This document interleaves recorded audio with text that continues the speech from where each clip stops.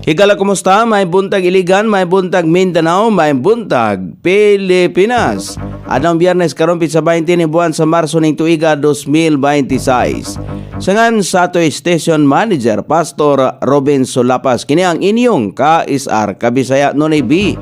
Ang matod sa hanay sa balita karong orasa, ethnic unity law sa China posible makaapekto sa mga minority groups ilabi na sa mga Kristohanon. Gitanaw sa mga human rights groups ang ethnic unity law sa nasod sa China isip pamaagi aron nga wagtangon ang mga kultura ug tinuhuan sa mga katawhan nga dili uyon sa prinsipyo sa Chinese Communist Party.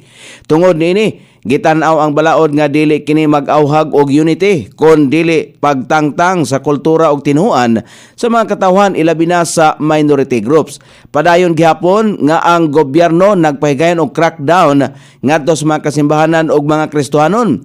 Kini nga balaod gitan-aw nga pamaagi aron nga makontrolar ang mga katawhan sa nasod ilabi na ang mga Kristohanon.